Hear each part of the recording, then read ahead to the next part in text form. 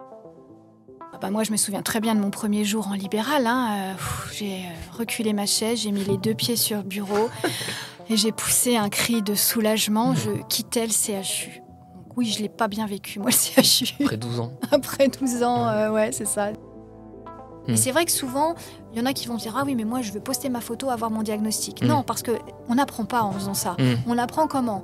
On apprend en faisant des conneries, en se disant « Bah tiens, là, qu'est-ce que tu aurais pu faire ?» Alors le médecin répond « Ok, pourquoi t'as dit ça? Ah bah tu vois, là, t'as tort ou t'as raison parce que... » Alors ces émissions où on vient filmer des dermatos dans leur cabinet et où on dit « Oh là là, les méchants, vous faites de l'esthétique, etc. » Est-ce qu'il y a un moment, il ne faut pas qu'on se dirige en fait vers les responsables de cette erreur? Alors elles sont multiples, les erreurs, mais il y a un moment, il va falloir aussi que l'État prenne sa responsabilité sur pourquoi on a des délais longs et pourquoi il y a un retard de prise en charge sur les patients avec une perte de chance.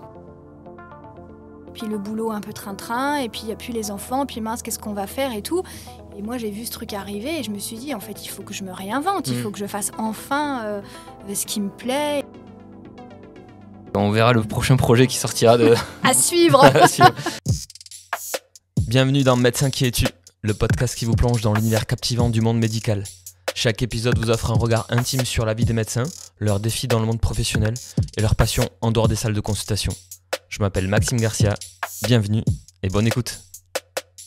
Bonjour et bienvenue dans Médecin qui es-tu, un nouvel épisode d'aujourd'hui avec Dr Anne Gressé-Chaussade. Bonjour Anne. Bonjour Maxime. On est tous les deux invités par Invivox, qu'on remercie, qu'on salue, l'équipe Julien, Sabrina, Marine, pour le salon People for Health.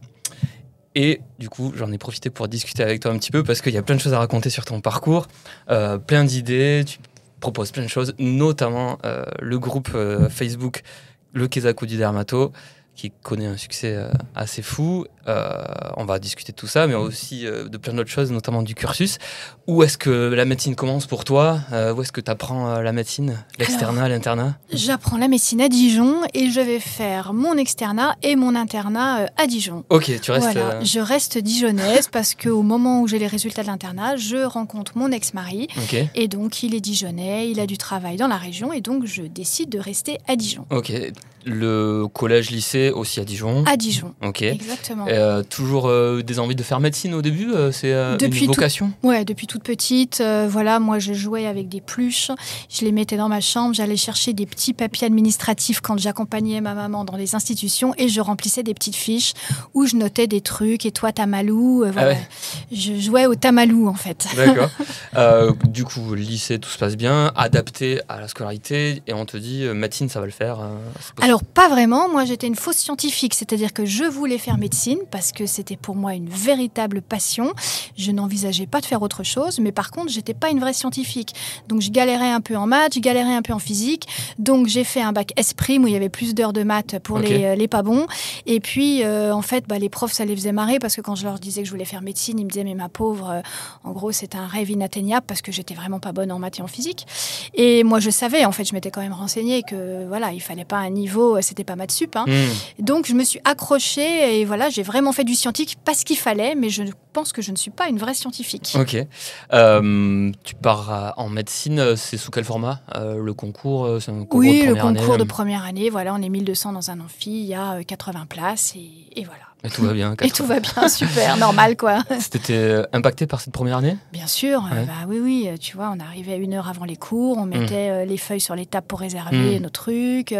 Dès qu'il y en a un qui éternuait, on disait super, ça en fera un de moins pour le concours. Oui, c'était hyper flippant. Ouais. 1 année, 2 années? 2 années. Ok. Ouais.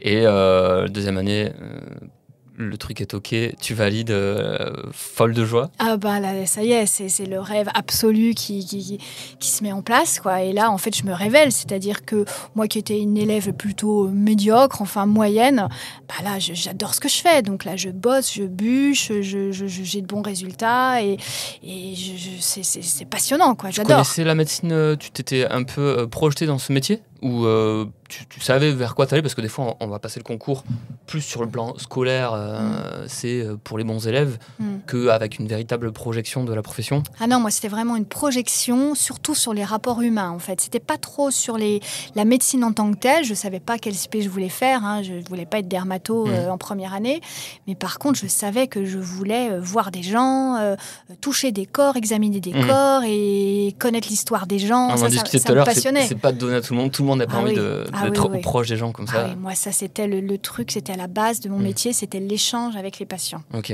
Est-ce qu'on t'avait dit que t'allais faire un bon médecin, ou on t'avait dit non, c'est pas pour toi? Il y a parfois des avis qui sont donnés sans trop de sollicitations. Moi, oui, les profs, c'était même pas tu feras un mauvais médecin, mais c'était tu n'accéderas pas au concours de médecine, c'est pas pour toi. Donc ça, c'était d'emblée les profs qui... T'as failli ne pas y aller du coup? Pas du tout, pas du tout, parce qu'alors moi, quand j'ai une idée en tête, je vais jusqu'au bout. Donc moi, je rigolais un peu sous cap en leur disant oui, t'inquiète, garde tes idées pour toi, mais moi, je sais où je vais et je vais y arriver. Ok. Quelles sont les motivations pour faire médecine? C'est vraiment l'amour du médecin, l'amour de la personne humaine, la volonté d'être proche. Est-ce qu'il y avait, je sais pas, une volonté de faire plaisir à la famille, aux parents, la part des choses? Non, pas du tout. Moi, il y avait vraiment faire plaisir à personne. Non, dans ma famille, c'était vraiment pas le but. Et d'ailleurs, on m'a jamais dit il faut que tu fasses ça. Okay. C'était vraiment une motivation très personnelle.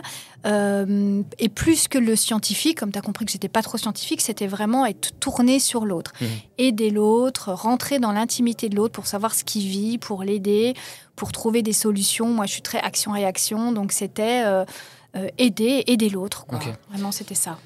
L'externat se déroule, tu touches du doigt à la dermatologie à ce moment-là. Tu connaissais la dermatologie ou pas du tout? Alors la dermato, en fait, au départ, je voulais pas faire ça. Moi, au départ, je voulais faire de la médecine interne. Donc j'étais passionnée de médecine interne, donc j'avais la chance à l'époque, comme j'étais bien classée, on choisissait un peu nos stages au mérite.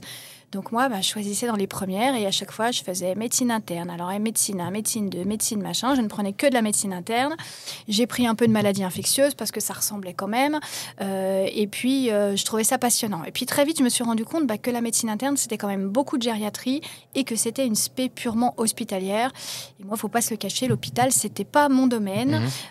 J'ai vite compris que je ne ferais pas une bonne hospitalière et que l'ambiance de l'hôpital ne me plaisait pas.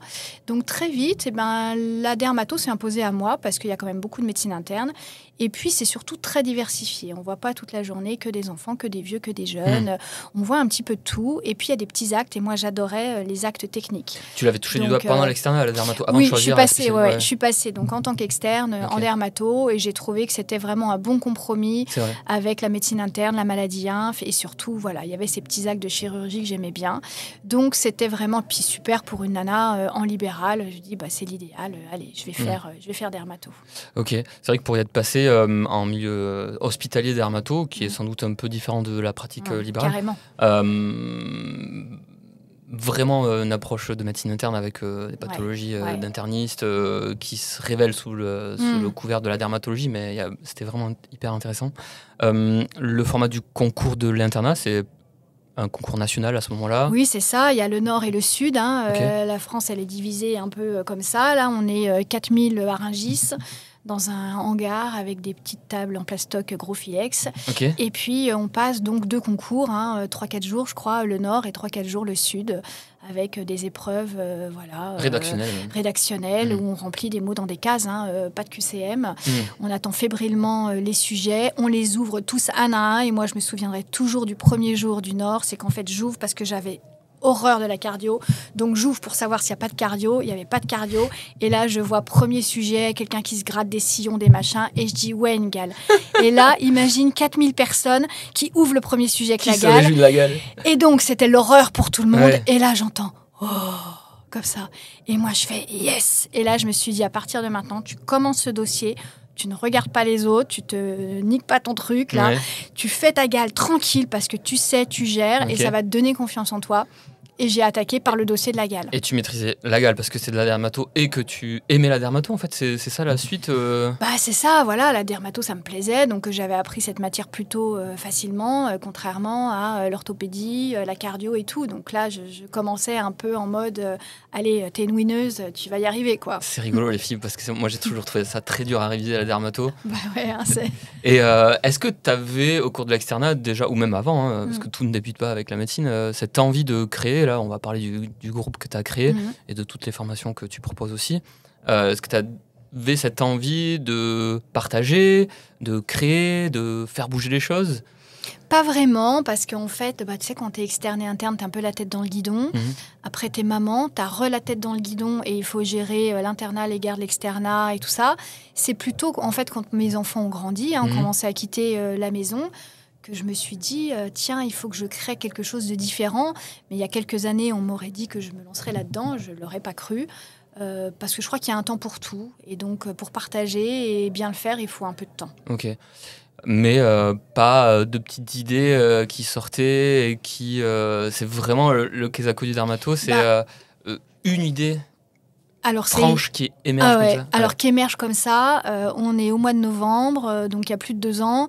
Je suis sur le divan des médecins et là, je regarde un petit peu les publications et je vois tout le temps de la dermato avec les médecins généralistes qui disent « Ah non, mais encore de la dermato, mais non, mais on n'en peut plus, quoi. On voit débouler des trucs, on ne sait absolument pas prendre en charge. Le module en fac, il ne faut pas oublier qu'on a 12 heures de dermato. 12 heures avec des pathologies qu'on ne voit jamais. Même moi, en tant que spécialiste des pemphigus, des pemphigoïdes, j'en vois quand même pas tous les jours. Et donc, on nous enseigne ça en fac. On ne nous enseigne pas à prendre en charge des pathologies classiques. Et je me prends au jeu et je commence à répondre aux médecins sur le divan. Et un jour, il y en a un qui dit « Ah non, mais non, moi j'en ai trop marre de voir, il y a trop de dermato sur ce divan, crée-nous un groupe à part. » Et là, je dis « Ok, qu'à cela ne tienne. » Hop, je prends mon téléphone et je crée le Kesako, parce que chez moi, dès qu'il y a un truc un peu bizarre, on dit « Kesako, ce truc. » Figure-toi que je pensais que c'était un peu sud-ouest. C'est carrément du sud-ouest, le Kesako. Mais... Moi, je suis pas du tout originaire du sud-ouest, mais j'ai toujours entendu ma maman dire « Oh là là, Kesako, ce truc bizarre. » Il y a ce côté un peu bizarre dans le Kesako, ou l'interrogation. Quoi. Ok, alors avant d'en dire plus sur le Kesako, on revient à l'internat, donc à Dijon, tout se déroule bien, il n'y a pas de remise en question de ton parcours. Ni de la médecine, ni de la spécialité, tu es un peu en phase avec ce que tu fais ? Alors, je rentre très tard en dermato. Moi, on me promet une entrée en premier semestre en dermato parce que je suis très bien classée à l'internat et je choisis Dijon, qui n'est pas non plus une grande ville. Donc, grand regret pour moi, a posteriori, de ne pas être allée à Paris. Parce que là, il n'y a qu'un service de dermato, une ambiance pas toujours extra à Dijon. Je vais vivre même un internat que je trouve pas du tout plaisant. Et je rentre en vraiment limite. Je rentre en 4e semestre en dermato, quoi. Donc vraiment à la dernière des limites. Mais pourquoi ? Parce que maintenant, je pense que c'est plus trop organisé comme ça. Tu avais les 3 premiers semestres qui n'avaient rien à voir avec ta spécialité. Il n'y avait pas de place. Donc, on me disait, non, toujours pas ce semestre. Le semestre d'après, tout ça. Donc, par contre, je fais de la médecine interne et de la maladie inf. Donc, j'apprends plein de choses et je vois de la dermato et je vois les internes de dermato qui passent donner des avis. Donc, je commence à m'intéresser sérieusement. Mais j'ai eu du mal à rentrer et ça y est, enfin, je rentre dans le cursus de dermato. T'étais étiquetée dermato quand même. Oui. Mais, ok. Mais j'attendais ma place, quoi. Okay. Donc, j'ai pas non plus fait mes 8 semestres de dermato. Okay. J'en ai fait 5. Ok. Ouais. Après, c'est un peu normal, non ? Tous les internes dermato. Il y en a qui rentrent plus tôt que ça. Et puis surtout, quand tu as la chance d'être dans une grande ville, tu peux passer dans des services différents, où tu peux faire de la cancéro, où tu peux faire de la maladie inflammatoire, où tu peux faire de la dermatopédiatrique. Ici, tu n'as qu'un service de dermato. Okay. Donc, tu es formé un peu avec la dermato qui fait de la pédiatrie, qui t'emmène en pédiatrie, etc. Mais si c'était à refaire, et si je pouvais donner un conseil, c'est sortez de votre ville, éloignez-vous et choisissez des villes où il y a plein de services parce que déjà vous allez rencontrer des gens différents et donc si ça se passe pas bien dans un service, ça se passera mieux dans l'autre. Donc petit conseil, si vous avez la possibilité, ne choisissez pas un CHU où il n'y a qu'un service de dermato. Voilà. Mais à la fois c'est intéressant ce que tu dis, mais il y avait quand même une volonté de stabilité parce que ces études sont hyper longues. Bien sûr. infantilisante, on le dit souvent. On a 25-26 ans et on est toujours étudiant, tout ça. Exactement. Donc tu as sans doute voulu aussi donner je un viens peu de stabilité. rencontrer l'homme qui allait être mon mari. Je commençais à avoir envie d'avoir des enfants. Voilà, donc je me suis dit, bon, partir à Paris. Tout révolutionner aussi, c'est compliqué. Fallait tout, voilà. Donc j'ai fait ce choix qui était plus un choix personnel et j'ai primé ma vie personnelle par rapport à ma vie pro. Alors, c'est pas un regret, hein, il faut faire un choix. Voilà. Ce choix, il a été fait. Un des énormes choix à faire au cours du choix de l'internat. Et je pense que quand on est une femme, c'est un peu différent. Voilà, on a cette fameuse horloge biologique, donc on se dit qu'il ne faut pas non plus trop tarder. Donc bon, voilà, j'ai fait ce choix de rester à Dijon. Ok. L'internat, Clinica ? Non, en fait, moi je termine mon internat à Dijon. Il y a un assistant qui est sur le poste depuis un petit moment. Et puis le chef de service, voilà, c'est le dernier jour. Et puis le dernier jour, il s'inquiète de savoir ce que va faire son interne. Alors tu vas dans le bureau. Et puis à l'époque, professeur Lambert, il me dit Coco, tu fais quoi, Coco, là ? Qu'est-ce que je fais ? Je sais pas, vous avez un poste à me donner ? Non, je m'en vais, Coco, il s'en va, quoi. Ouais. Donc c'est comme ça que ça se passe, en fait. Le poste, il est pris depuis un petit moment.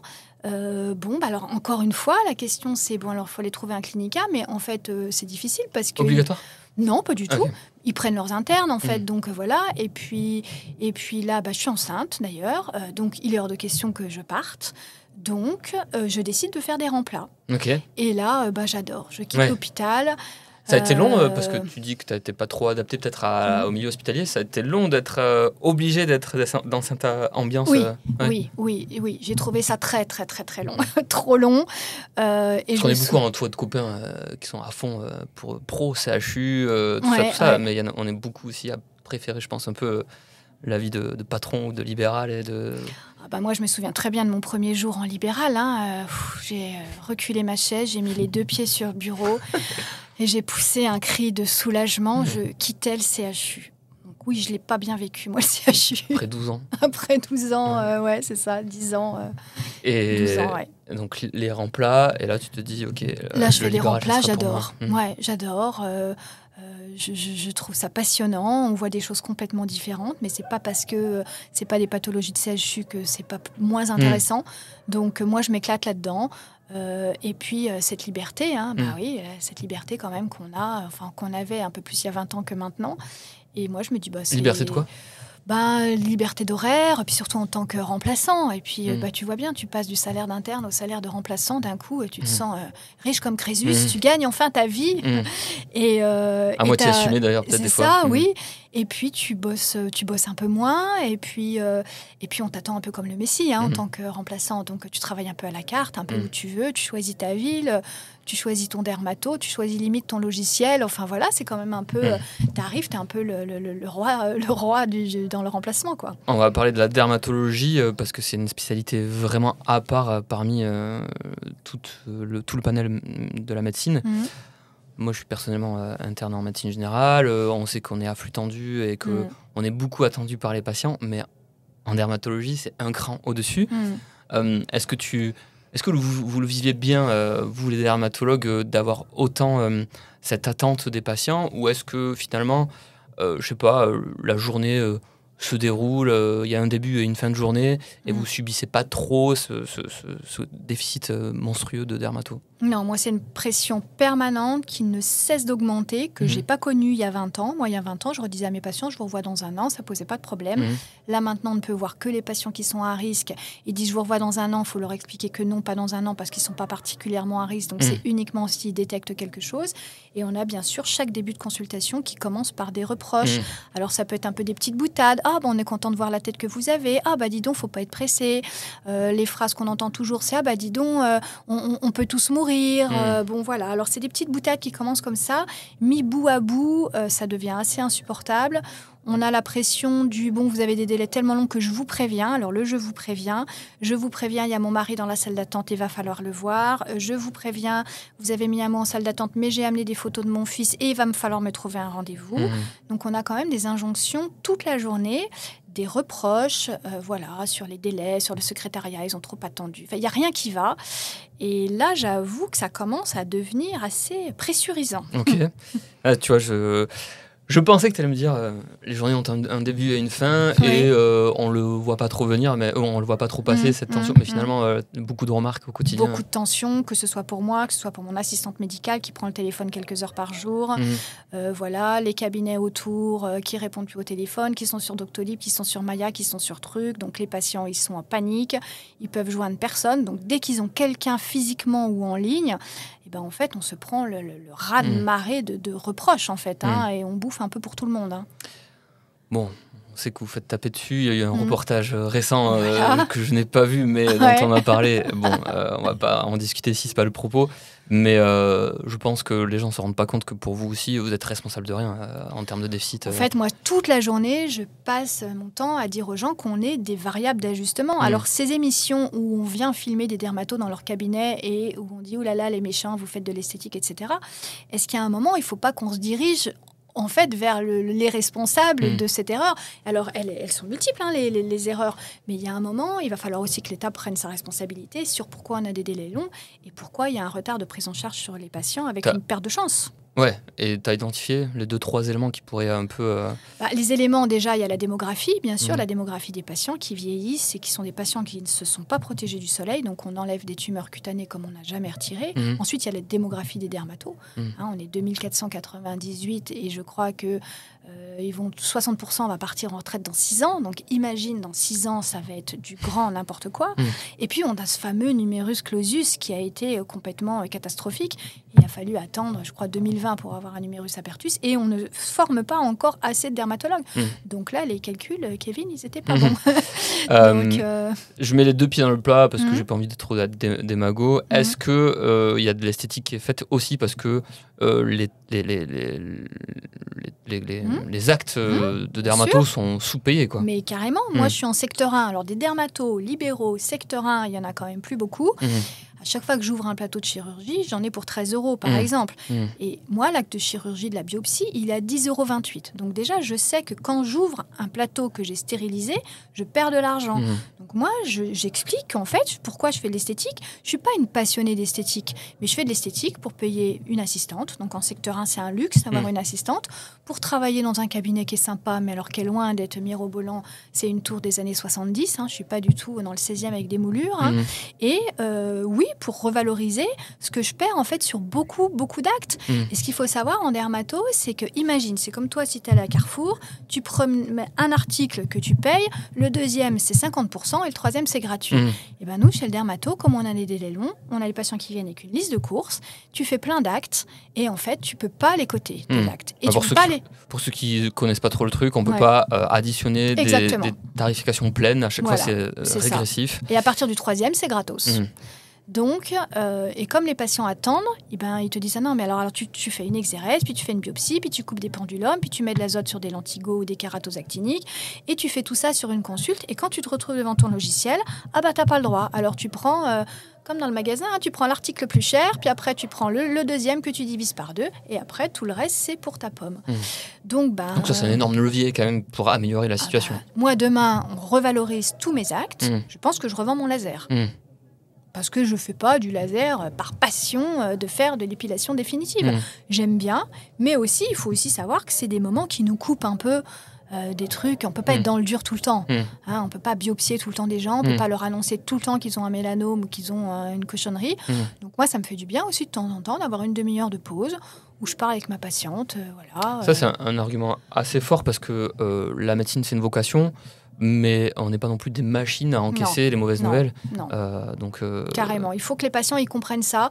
C'est qu'on ne peut pas, tous les quarts d'heure, accueillir un nouveau patient avec sa charge. Parce que le patient, il vient vraiment, il dépose tous ces trucs sur nos épaules. Et on ne peut pas faire ça toute la journée. Donc moi, avoir des petites consultations simples, de temps en temps, de verrues plantaires, de laser et tout, ça me repose un peu la tête aussi. Ok.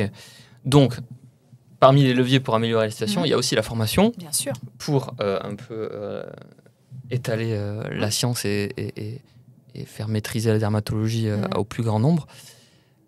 Et c'est pour ça que tu as plusieurs cordes à ton arc, dont le groupe Kesako du Dermato, aussi d'autres supports, notamment avec Invivox, des supports vidéo. C'est une passion, la pédagogie, c'est une volonté de transmettre, ou c'est d'abord l'envie de soutenir le déficit de dermato. Qu'est-ce qui prévaut entre les deux Écoute, je vais être honnête. Avant, il y a un terme en anglais, on dit la serendipity, la sérendipité, c'est-à-dire que je fais ce Kesako suite au truc sur le divan des médecins et je me rends compte que j'adore ça, que j'adore enseigner, que j'adore faire du contenu. Et c'est Invivox, en fait, quand je rentre chez eux, ils me disent « Mais tu sais que ce que tu fais là, c'est du social learning, c'est du micro-learning, c'est du just-in-time, c'est du... » Et donc, en fait, moi, j'apprends sur le tas ce que je fais sans le savoir. Et je me dis, bah tiens, il y a des noms, en fait, sur tout ça. Avec une spontanéité énorme. C'est ça, alors que moi, ça me paraît naturel de faire des petits...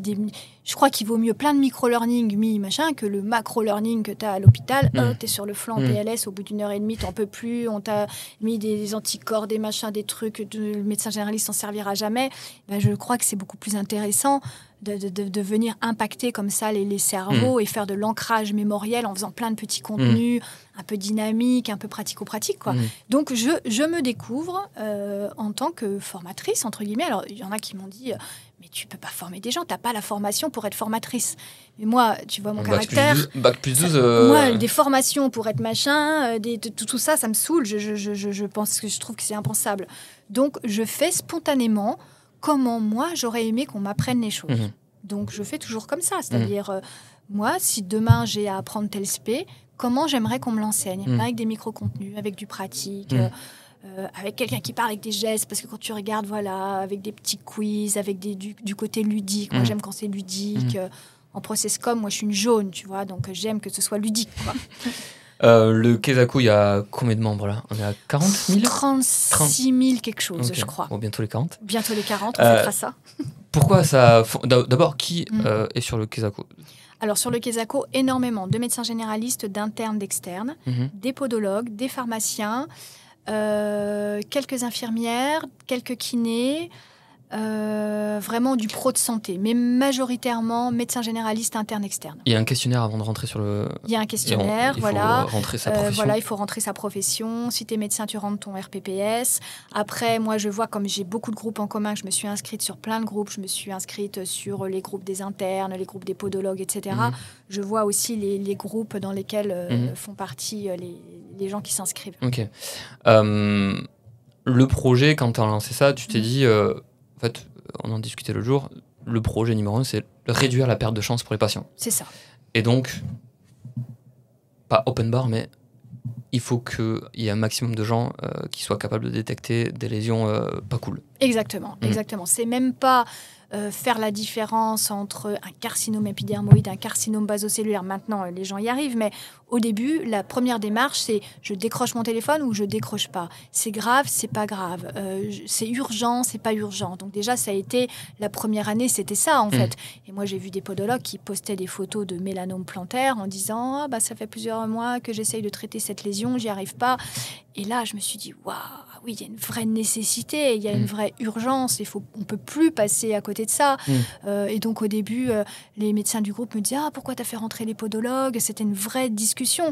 Mais en fait, ce n'est pas parce que tu formes des gens différents que ça enlève, toi, en tant que médecin, dans ta formation. Ton expertise. Ton expertise. Tu vas sur le Kesako, qu'est-ce que tu en as à faire qui est un podologue et une C'était quoi les arguments c'est un groupe pour les médecins, c'est corporatiste. On en revient à cette identité, cette guerre de l'identité du médecin, de la caste, du médecin qui veut pas que les IPA soient formés, du SPé qui veut pas que les généralistes soient formés. On en revient à ce truc-là qui est, pour moi, détestable, quoi. Ok.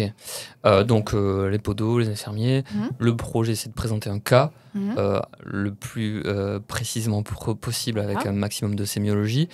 De mauvaises surprises avec les infirmiers ou les podos? Est-ce que ça a déjà été un problème finalement dans la présentation du cas, dans leur connaissance? Est-ce que qu'est-ce que tu en conclus finalement? On se rend compte que des fois les cas, par exemple, on oublie très souvent de donner l'âge du patient. Ça peut paraître un détail. On voit que les professionnels qui ne sont pas des professionnels de santé, par exemple les podos, vont mettre une photo et vont dire voilà, mon patient il a ça. On n'a pas d'antécédents, on n'a pas d'âge, on n'a pas de contexte. Est-ce que c'est un patient qui est diabétique? Est-ce qu'il a une neuropathie? On n'a pas tout ça. Donc on se rend compte que déjà, au niveau de l'interrogatoire, on a des gros écueils. Voilà, donc il y a ça comme difficulté. Après, définir les lésions élémentaires. Par exemple, les molluscum contagiosum, c'est des vésicules. Non, une vésicule, il y a du liquide dedans, donc il faut revoir les lésions élémentaires. Parce que si on part déjà sur la mauvaise lésion élémentaire, on n'ouvre pas le bon tiroir. Moi, je dis tout le temps, quel tiroir tu ouvres, quoi. Le langage dermato. Et voilà. Et donc, un médecin qui appelle en disant mon patient, il a des vésicules partout. Tu vas dire vésicule, tu vas partir sur un kaposi, un herpès, un machin. Et en fait, quand tu reçois le patient en urgence, c'est des molluscums, tu vois. Donc, c'est déjà pas la même chose. Donc, déjà, essayer de recentrer un peu les lésions élémentaires, c'est hyper important. Voilà, mais il y a des cas qui sont passionnants. Et moi, à mon niveau, je suis hyper ravie parce qu'avec les délais que j'ai, il y a plein de trucs que je vois plus. Donc, la rougeole, j'en vois plus. Le signe de Köplik, je pense que j'en ai pas vu depuis que j'étais externe en pédiatrie. Donc moi aussi, je revois des trucs que vous voyez, vous, dans vos cabinets. Et d'ailleurs, des fois, je me dis, quand je reçois vos cas, je me dis, mais ils voient ça dans leur cabinet, mais avec la formation de 12 heures, comment c'est possible ? Comment c'est possible de répondre à ce truc-là avec une formation de 12 heures ? Impossible. Perte de chance. Oui, bien sûr.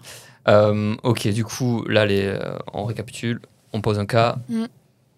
Le projet, et comme je suis sur le groupe, je le vois, tu veux pas non plus que ce soit un cabinet bis et que les gens soient dans l'attente d'un diagnostic. C'est ça. Donc, si tu dois définir le projet et ce qu'est le Kesako pour les professionnels de santé, qu'est-ce que c'est finalement ? Eh bien, c'est apprendre la dermato de façon pratico-pratique, apprendre un cheminement intellectuel pour arriver à un diagnostic, pas forcément poster la photo et avoir un diagnostic, mais aider le médecin à bien raisonner pour arriver à son diagnostic. Par exemple, arrêter de mettre 15 crèmes différentes et ensuite se dire « Ah, tiens, je vais peut-être prélever », mais commencer à prélever. En dermato, on n'a pas beaucoup d'urgence. Donc, il n'y a pas d'urgence à vouloir absolument avoir la crème magique et le diagnostic. C'est plutôt arriver à un cheminement pour arriver au bon diagnostic et ensuite ouvrir les bonnes cases pour finalement éliminer beaucoup de diagnostics et en retenir que quelques-uns. Et donc avoir les bons examens complémentaires, pas faire d'examens complémentaires redondants, aller à l'essentiel. Voilà, donc c'est des cas vraiment très pratiques. Objectif formation. C'est ça, exactement. Pour tout le reste, il y a OmniDoc. Exactement. C'est pas un site où on vient demander une page, où on vient demander des avis. Alors de temps en temps, il y en a qui vont dire oui, mais de temps en temps, tu les acceptes. Oui, je les accepte parce que ça me permet de rebondir sur une formation. C'est-à-dire, je vois un truc complètement erroné déjà dans la description, je vais poster le cas en disant, tu vois, là, d'emblée, t'es parti de traviole. Pourquoi t'es parti de traviole ? Donc ça fait partie aussi de la formation. La pédagogie, Mais c'est vrai que souvent, il y en a qui vont dire, ah oui, mais moi, je veux poster ma photo, avoir mon diagnostic. Non, parce qu'on n'apprend pas en faisant ça. On apprend comment ? On apprend en faisant des conneries, en se disant, tiens, là, qu'est-ce que t'aurais pu faire ? Alors le médecin répond, ok, pourquoi t'as dit ça ? Ah tu vois, là, t'as tort ou t'as raison parce que... Et quand t'arrives à faire toi-même ta démarche, tu retiens beaucoup mieux que le truc tout cuit, quoi. Sinon, tu vas sur OmniDoc, mais même sur OmniDoc, t'apprends vachement de trucs. Quand on te fait des super réponses, t'apprends. Exactement. C'est quoi la vie de l'admin du groupe du Kesako du Dermato en termes de nombre de cas présentés par jour? C'est immense, non ? Il faut réguler. Donc, c'est pour ça que j'en accepte pas 150 par jour, parce qu'à chaque fois que quelqu'un... Alors, avant de les accepter, il y a déjà une énorme demande, non ? Les gens postent... Là, il y a 1115 cas en attente. Donc, j'essaye de regarder un petit peu. Alors, les photos floues, les photos de lésions mélaniques et qu'il n'y a pas de dermoscopie, pof, je jette. Les yeux pas floutés, je jette. Les descriptions, c'est quoi ? Oh, help, ma fille, s'il te plaît, on fait quoi ? Tout ça, je jette.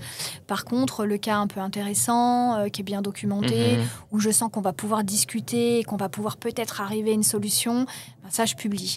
Donc, déjà, je regarde ça. Je fais un petit tour d'horizon, mais maintenant, je suis habituée, donc ça va plutôt vite. Oui, parce que ça peut être chronophage. Ça peut être chronophage, ouais. Et une fois que j'ai accepté un cas, en fait, si je l'accepte, il faut que je sois quand même dessus et que je surveille un peu ce qu'il dit. Il faut que je modère. Parce que des fois, des fois, j'efface, les commentaires. On me dit, pourquoi t'as effacé mon commentaire ? Parce que c'était une énorme connerie que celui qui lit en diagonale, je veux pas qu'il ait retenu ton énorme connerie. Mais des fois, il y a des conneries qui sont intéressantes. Mais tu te mets une énorme responsabilité parce que tu dois gérer tout ce qui est dit. Oui. Ouais, c'est beaucoup quand même. Ouais, mais je trouve que sur un aussi gros groupe, il y a une ambiance dans ce groupe qui est quand même assez géniale. Je trouve qu'il n'y a pas trop de débordements, que les gens sont hyper bienveillants, hyper respectueux. Il y a quand même une ambiance sur ce groupe qui est assez magique vu le nombre de personnes dessus. Très satisfaite alors. Ouais, vraiment. Ouais.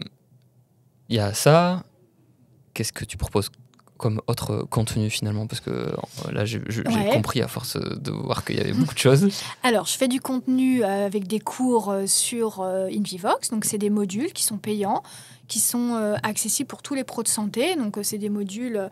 il y a 10 modules et dans chaque module, on aborde 6, 7, 8 pathologies différentes avec beaucoup de planches icono. Donc ça, c'est des modules qui sont payants. Enfin, les modules, ils vont de, je crois, 6 € à 15 €. C'est pas des modules... On n'est pas sur 1 500 € la formation. Ah non, on n'est pas sur 1 500 € la formation. Et honnêtement, on aborde toutes les pathologies. Voilà. Donc ça, c'est en ligne sur InVivox.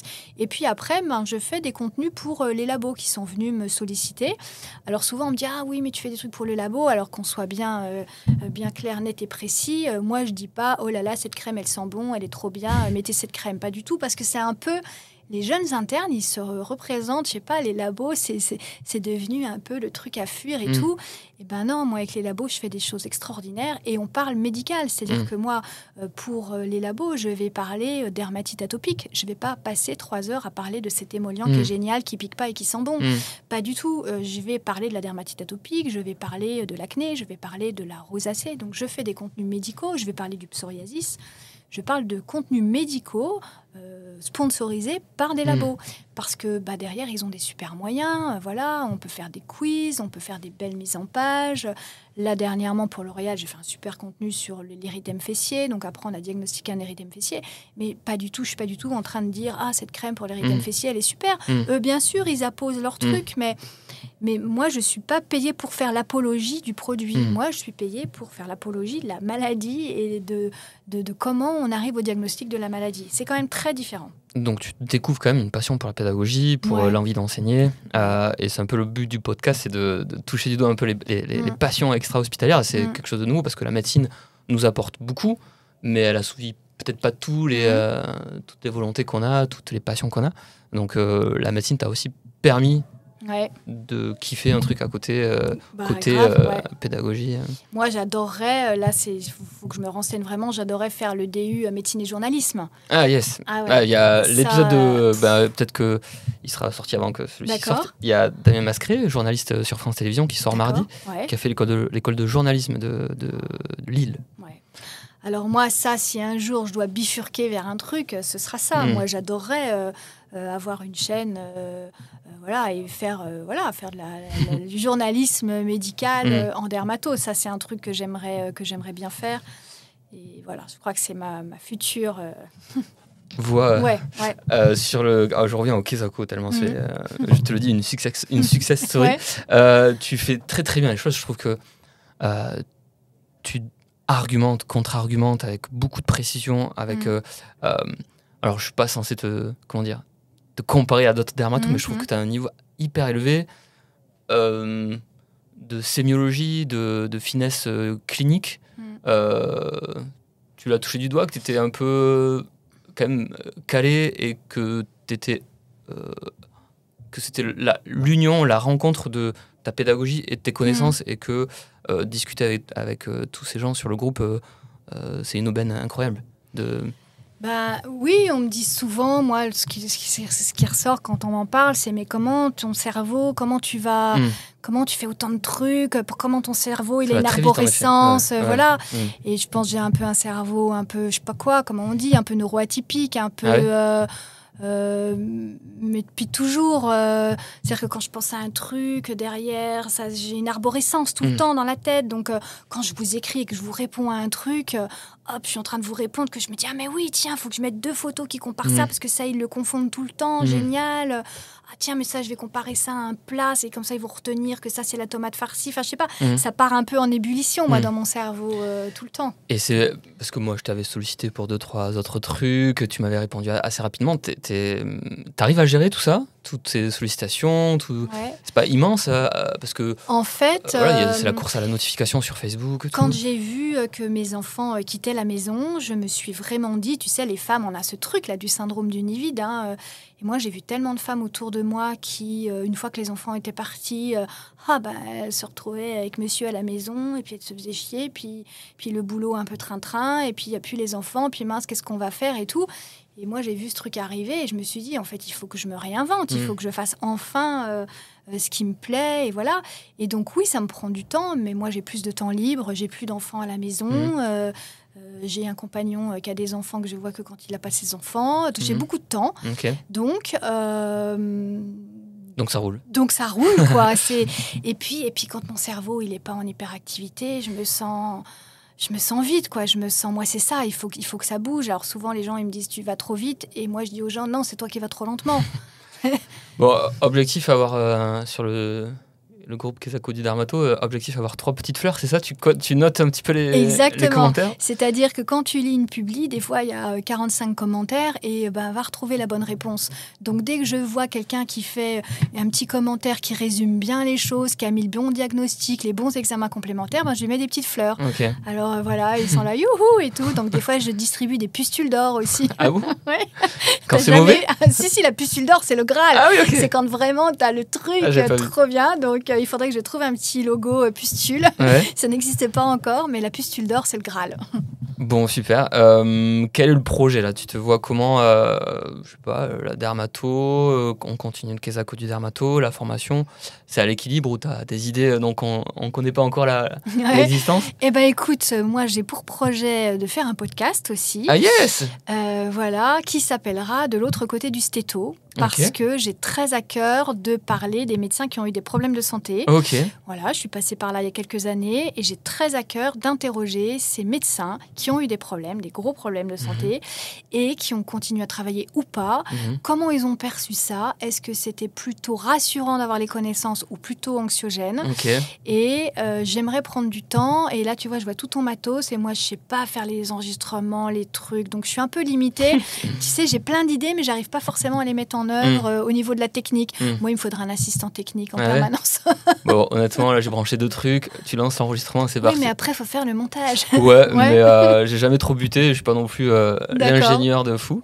Mais bravo, du coup, encore une idée. Donc, qui va buzzer. Ça, c'est une idée. Après, ce fameux DU de médecine et journalisme. Donc, si quelqu'un a envie de m'embaucher en tant que speakerine dermato, je suis là.